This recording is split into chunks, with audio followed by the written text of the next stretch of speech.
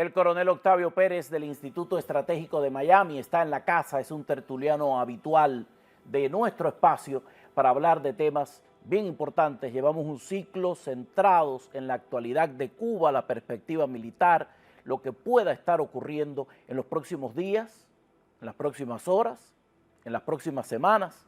Aquí está Octavio para ayudarnos a entender todos estos asuntos. Gracias, coronel, por su tiempo. Gracias por la invitación, como siempre. La repercusión de su comentario anterior en torno a la capacidad de los aviones en Cuba para enfrentar cualquier contingencia militar ha generado miles de comentarios en nuestras plataformas. Miles. Preguntas, sutilezas.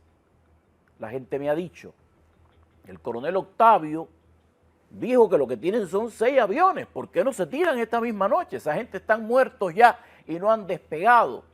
Sánchez, pregúntale, ¿qué se sabe de eso? Como es la del público, ¿qué se sabe de esos 6 aviones? ¿Tendrán la capacidad de despegar? En caso de que despeguen, ¿qué armamento pueden portar para defenderse? ¿Cuáles serían las municiones? Esos son algunos de los comentarios. Aquí está Octavio Pérez con observaciones. Aquí entre tú y yo que no se entere más nadie. A ver. Okay. Primero, si te acuerdas el operativo de Caracas, que fue 2 horas y 20 minutos. Ok. Y parte de ese operativo incluyó lo que ocurrió fuera de Caracas y alrededor del país. Cuando uno hace un operativo de cualquier índole, de ataque, de supresión, de rescate o de subyugación, o sea, de sacar a una persona, lo primero que tú vas es comando, lo que llaman C31 y C3I, comando, control, comunicaciones, inteligencia. Lo segundo que tú haces es las antiaéreas. Y si hay una contingencia que llaman los Ready Reserve, los aviones, en todos los aeropuertos militares siempre hay 2 aviones caza, bombarderos, que están listos para despegar. El piloto está en alerta, como los bomberos en la estación de bomberos, para despegar. Apuéstate al Canelo que en los primeros minutos ante un operativo, si nada más que quedan 6 o 10 o 14, esos son destruidos, esos nunca despegan. Así uno te tiene que preguntar que si tiene un misil antiaéreo, que tiene un alcance, porque hoy por hoy ya no existe lo que llaman el dogfight. Eso que tuve en la guerra de Corea y en algunas instancias de Vietnam, fue la última vez en que un avión perseguía a otro y le disparaba con ametralladora. Hoy por hoy, desde después, bueno, en medio de la guerra de Vietnam, estamos hablando de los años 60, 70, tú disparabas el misil y el misil con su seguimiento le daba a 2 kilómetros, 2 millas, y tú nunca te enteraste hasta que se veía el objetivo que se le había dado. Así que ya la guerra de avión contra avión no existe. La guerra que nos pasó en Vietnam, el SA-2, que es un sistema antiquísimo, que también lo tiene Cuba, antiaéreo, que tiene a alta altura, el que tumbó a Francis Powell en Rusia, el que tumbó el U-2 en Cuba. También tiene limitaciones de altura, pero no están equipados para los sistemas stealth como el F-35B. No pueden con eso. No pueden con eso. Para que la gente entienda lo que es, digamos, la huella digital tuya. Es un pulgar que te pueden identificar en el FBI en cuestión de minutos cuando captan una huella que tú dejaste en algún lugar y te llevan a juicio por eso. Imagínate un avión de estos, un F-35, un F-22 Raptor, que no se habla mucho, que es uno que se ha usado mucho, tiene una plantilla de menos de 6 pulgadas, como si fuera una planchita. El avión tiene más de 60 pies de largo y más de 40.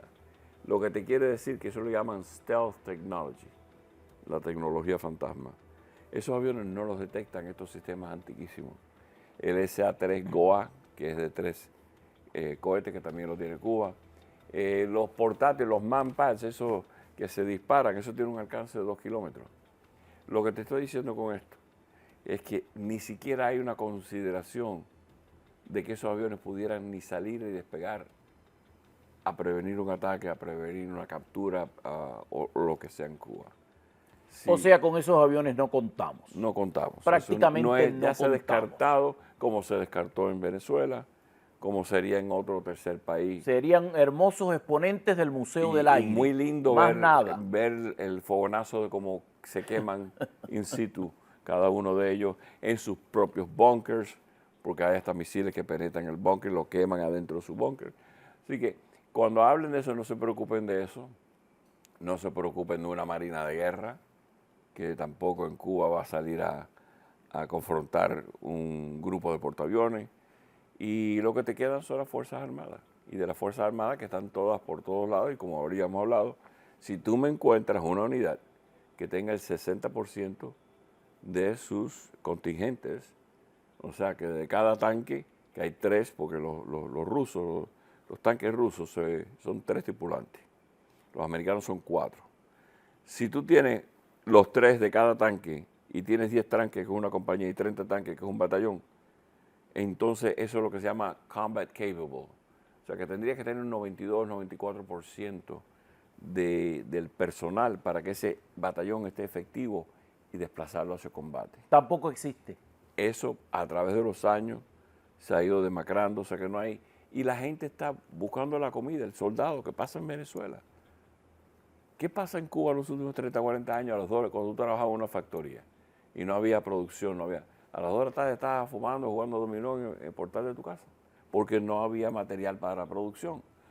Así son las unidades militares. Ahora, el RAM, todos los mecanismos de represión en la capital, en los lugares críticos, esos sí tienen vehículos motorizados, no de orugas, sino de ruedas, y esos sí se mueven para una contingencia como el Maleconazo, que salió Fidel, que salió el otro.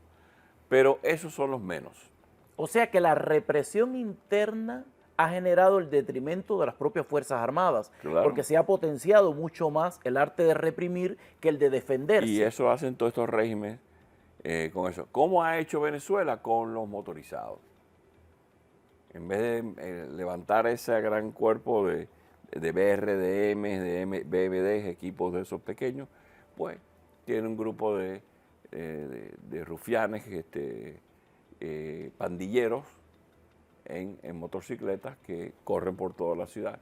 Y eso va a ser un problema en Venezuela, que no lo hay en Cuba, gracias a Dios.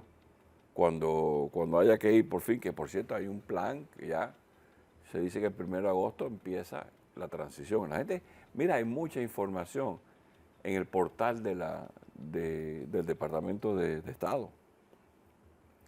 Marco Rubio ayer estaba en Filipinas y, óyeme, es increíble como ese muchacho, y le digo muchacho porque tengo 71 años, ¿ok? Y ese muchacho le habla de Rusia. Creo que hablaste, dice que te reuniste con Lavarro. Sí, me reuní con Lavarro. ¿Pero hablaron de Ucrania? Sí, hablamos de Ucrania. ¿Y te reuniste con los chinos? Sí, me reuní con los chinos. ¿Y Cuba? ¿Cuál es el problema de Cuba? Bueno, Cuba ya tiene todo hecho. ¿Cómo que Cuba? ¿Y cuál es la política? Bueno, lean en el portal. Ya hay una orden ejecutiva que prohíbe la venta de petróleo, hay un embargo, hay sanciones, y ahora sacamos este documento que es el que tú estabas mencionando con tus invitados anteriores, un documento que el que ha estado en los servicios de inteligencia lo ha conocido. Este es un documento que es un documento vivo que se ha ido poniendo desde los años 70, donde te identifican todas las organizaciones infiltradas aquí en los Estados Unidos. Yo estaba en la Agencia de Defensa e Inteligencia, en DIA, cuando Ana Belén Montes estaba. Yo era lo que se llama un photo analyst. Lo bueno que yo hacía Corea del Norte, no Cuba. No era del interés de Ana Belén Montes. No era de interés, pero lo que hacían los analistas militares que veían, digamos, movimientos, llegaron los MiG-23 cuando llegaron por primera vez, que es una historia muy chistosa. Llegaron los MiG-23, los nuevos, a Rancho Boyero, allí en La Habana, y dejaron los crates, o sea, dejaron las cajas de los... Y la gente, como yo vivía en Mantilla, la gente me llamaban los analistas de Cuba, y decía, oye, ¿qué tú crees que está pasando aquí? Porque estas cajas llevan 3 años aquí y no... Y tenemos que reportarla como que a lo mejor hay un avión adentro, que no lo han desenvalijado. Y yo le digo, bueno, mándame el rollo de película. Y estaba viendo. Y le dije, mira a ver si consigues a alguien en Cuba que te fotografíe a nivel de tierra. Estos desgraciados habían usado los crates, las cajas. ¿Para qué? Hicieron polleras en la cerca del aeropuerto le abrieron un agujero y ahí estaban criando pollo. Pero el analista estaba reportando por 3 años que habían 6 crates of MiG-23, como si hubieran 6 aviones que estaban en caja.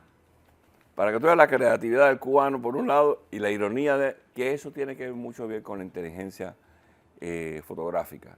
Estoy preparando un artículo para el instituto sobre la escuelita, la escuela esa en Irán, que el día 28 se le disparó, que mató 120 niños.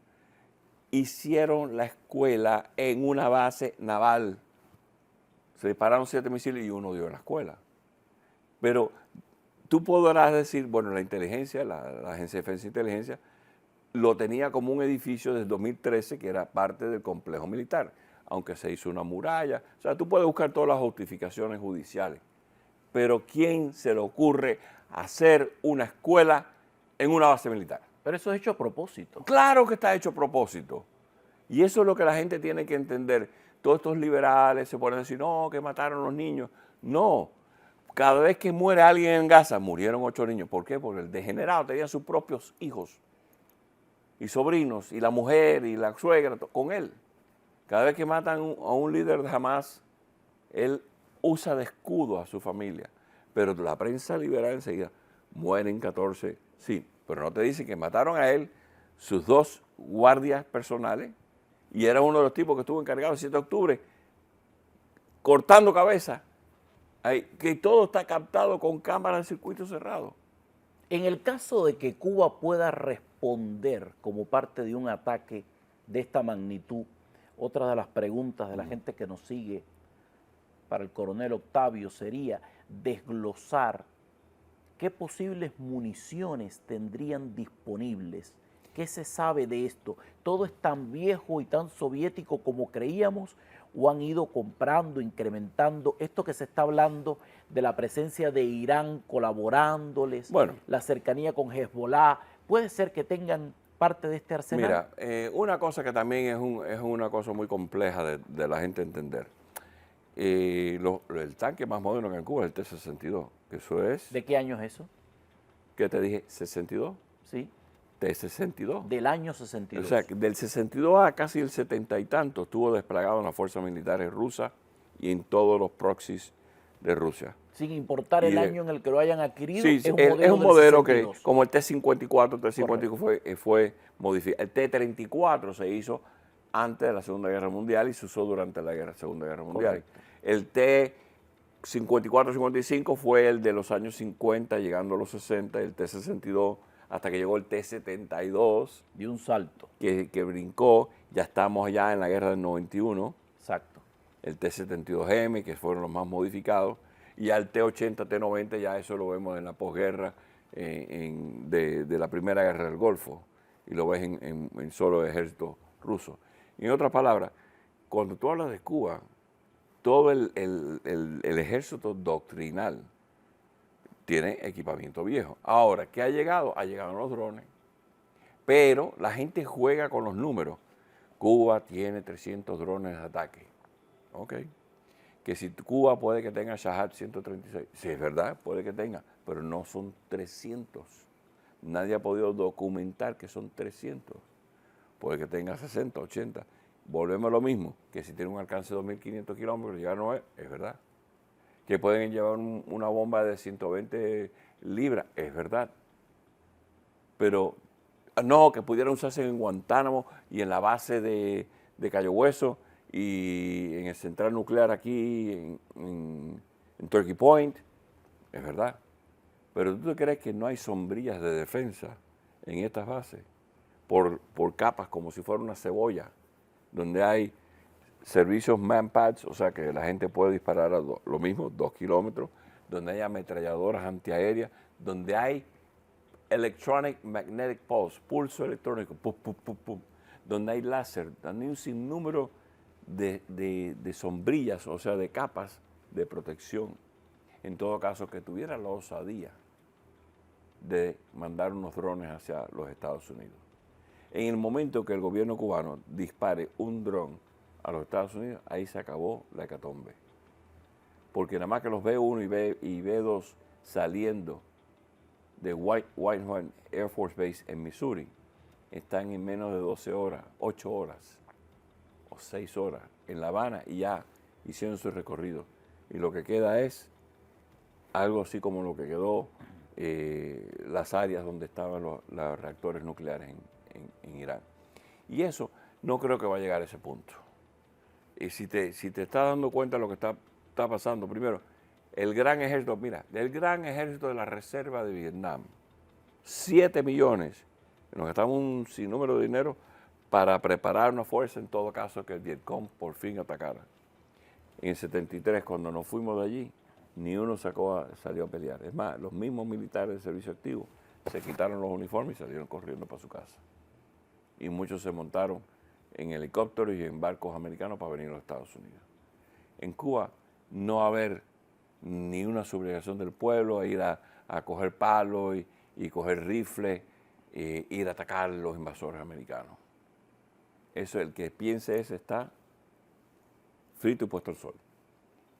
Cuba está tan desesperadamente necesitado de todos los renglones alimenticios, médicos, que si yo lo digo de relajo, si tú pones un portaavión norteamericano en Nuevita, Camagüey, y tira los cables del reactor nuclear con unos transformadores y da electricidad a 60,000 casas en Nuevita, y por la estación de radio y la estación de televisión que tienen en el portaavión empieza a decir los dentistas van a estar el lunes en la 15 y la 14 en la calle y vamos a estar repartiendo zapatos. Se acabó la revolución. Tú haces eso en Oriente, tú haces eso en Pinar del Río, tú haces en La Habana. ¿Qué unidad militar va a ir contra eso? Cuando tiene un F-35 sobrevolando, defendiendo, que en el momento que coja la carretera se los vuelan. ¿Entiendes? No creo que haya una necesidad de una invasión a Cuba o una ocupación a Cuba. Mírate como el tema de Venezuela, que el otro, le mandamos telegramas. Hace como 2 meses antes del terremoto, llegaron 2 Osprey a la embajada y se plantearon ahí en medio de la base militar más idiónica. Y la gente, no, que es un ejercicio para La Habana, un ejercicio para la embajada, en todo caso. ¿Qué estamos haciendo nosotros en Maiquetía? Tenemos control del aeropuerto total. Los venezolanos tienen que ir a Valencia, el que va y viene, porque va a ver a su familia, que está permitido, ahora han abierto otra vez para las líneas aéreas comerciales, tiene que ir a Valencia o a Maracaibo. Pero no, eso, hay 3.500 militares americanos corriendo por toda La Guaira, por toda esa área, proveyendo logística, proveyendo materiales de construcción, etc. En Cuba va a pasar lo mismo. En Cuba, las pólizas que está haciendo el Departamento de Estado, con el apoyo del Departamento de Guerra, es que el régimen caduque, que se vayan. Hay camisetas que dicen que si yo tengo una, que se vayan.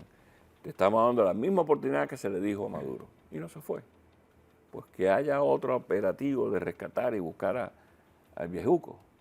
¿Es posible? ¿Por qué estos comunistas son tan malos lectores de telegramas? Porque no saben. Mira, primero, el que tenga dinero fuera del país, eventualmente se puede recuperar entre cortes, como los venezolanos que tienen oro en Gran Bretaña y tienen dinero. Todo eso es una cuestión de tiempo. O sea, tú no estás salvo en donde quiera que te vayas. Antes había oportunidades, antes había Turquía, antes tenías hasta Damasco, tenías varias capitales, pero ya se te ha cerrado el surco, ya lo único que te queda es Moscú. Vete a vivir con Bashar al-Assad en Moscú. Ya no quedan opciones. La China no te va a aceptar. Por mucho que los chinos tienen un interés tremendo en Cuba y tienen bases de captación en contra de los Estados Unidos de espionaje industrial, porque eso es otra cosa que la gente no dice. Quien tiene Bejucal, quien tiene todas estas bases importantes hoy no son los rusos, son los chinos. Y aunque todo eso cambió cuando nos fuimos del sistema análogo al digital y se fueron todas esas plataformas pero hay tantas plataformas y comunicaciones de celulares que se pueden interceptar. Hay 87 contratistas de defensa en los Estados Unidos, en la Florida. La gente no entiende que en Tampa hay 2 bases importantísimas, SOCOM, Special Operation Command, y el Comando Central. Nadie sabe que el puerto Cabañeral no es únicamente donde se disparan, ahí hay también una base militar importantísima. La cuarta flota está en Jacksonville, Florida. Y hay 2 bases militares, Mayport y tienes otras en Brunswick, donde están los submarinos nucleares, al otro lado de la frontera con... Entonces, toda esa captación de los operativos, del intercambio, hay dinero y explotación que ha existido por años en el espionaje industrial. Eso a veces rinde más que el espionaje de saber si tú eres fumador o eres mujeriego.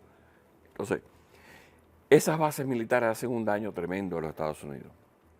Y obviamente tiene que haber conversaciones con los Estados Unidos que hoy es hora que te lleven los niños porque mañana puede que haya fuegos artificiales donde están las bases. Que es una cosa que se maneja a nivel diplomático que tú y yo nunca nos vamos a enterar.